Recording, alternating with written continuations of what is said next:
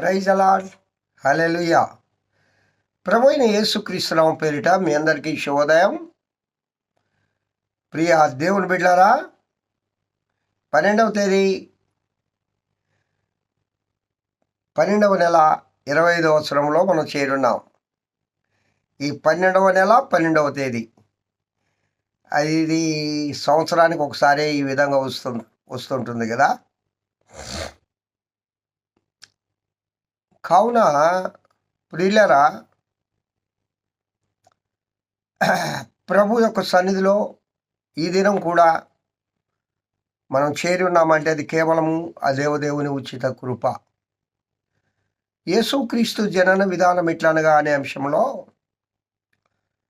ప్రియులారా, ఇక్కడ గొల్లల మార్గము, జ్ఞానుల మార్గము. యేసుక్రీస్తు ఈ లోకంలో జన్మిస్తున్నాడు అని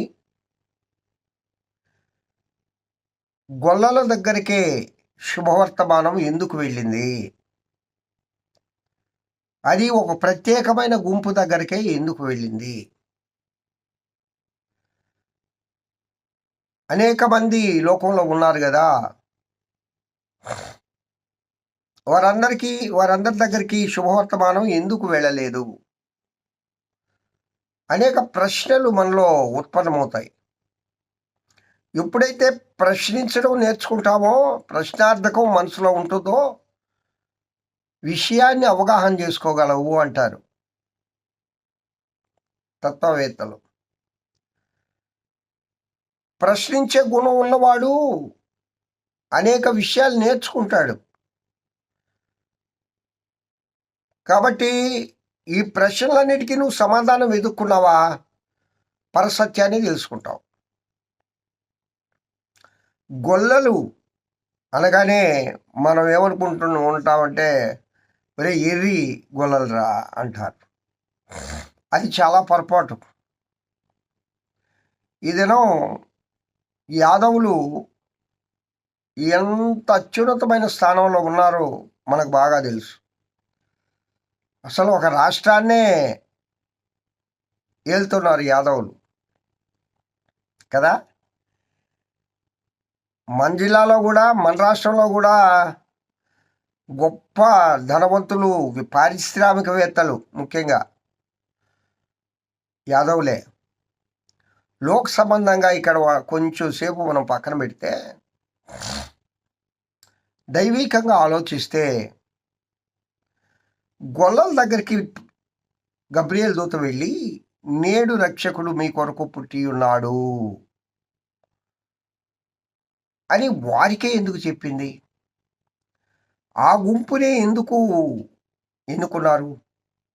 అసలు ఆ గొల్లలు కొన్న ప్రత్యేకత ఏంటి? అనేక మంది గొల్లలు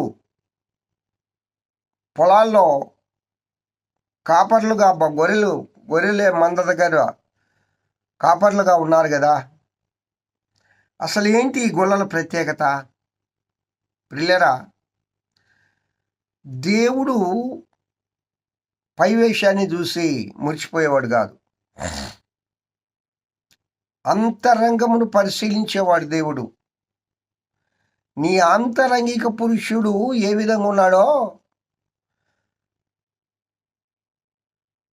ఆ ఆంతరంగిక పురుషుని బట్టి దేవుడు నిన్ను ప్రేమిస్తాడు.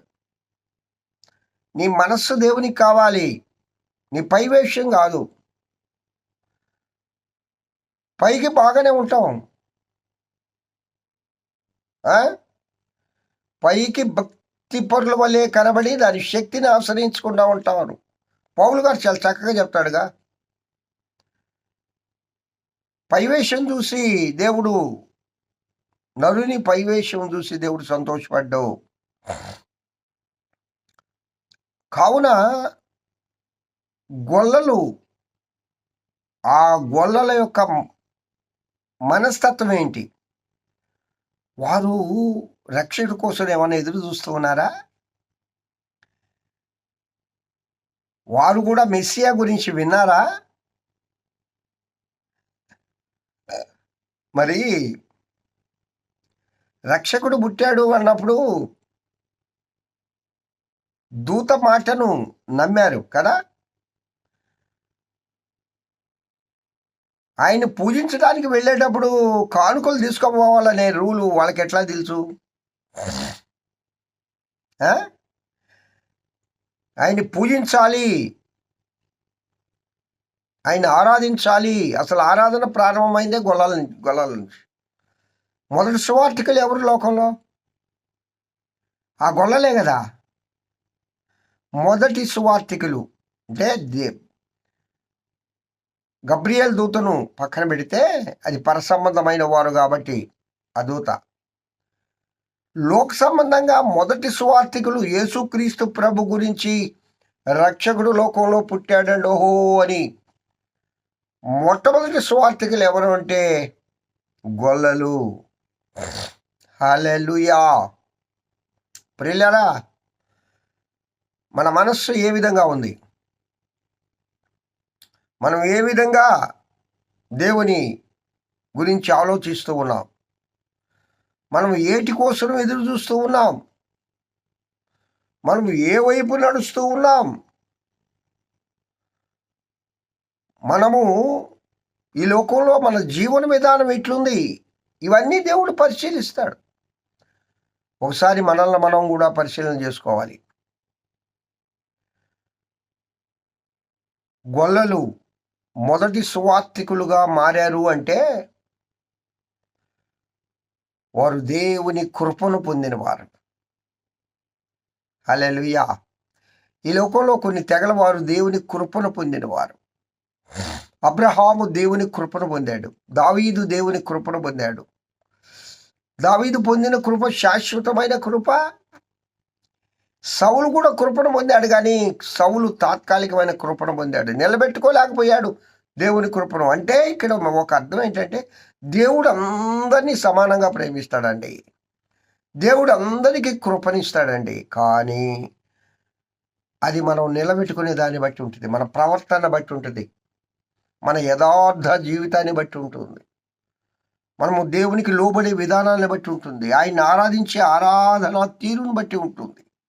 ఆత్మతో సత్యంతో దేవుని ఆరాధించాలి కదా. అలాంటి ఆరాధన మనం ఆరాధించుతున్నామా? కావున ప్రియులారా, ఈ పండుగ వేళల్లో మొదటి సువార్థికులైన గొల్లలు ఏ విధంగా దేవుని ఆరాధించి ప్రభు కృపను పొందారో మనం కూడా ఆరాధన చేద్దాం. ఆత్మతో సత్యముతో ప్రభువును ఆరాధించి ఆయన కృపను పొందుదుముగాక. హల్లెలూయా. దేవుడి వాక్యము దీవించి ఆశీర్వదించుగాక. మహోన్నతుడా స్తోత్రం. వాక్యం వింటున్న బిడ్డలందరినీ దీవించి ఆశీర్వదించమని యేసు నామమున పేరిట వేడుకొంచున్నాను తండ్రి. Amen. Praise the Lord. Have a good day. ఈ దినమంతా అదేవదేవుని కృపా క్షేమములే మీ వెంట వచ్చునుగాక. హల్లెలూయా.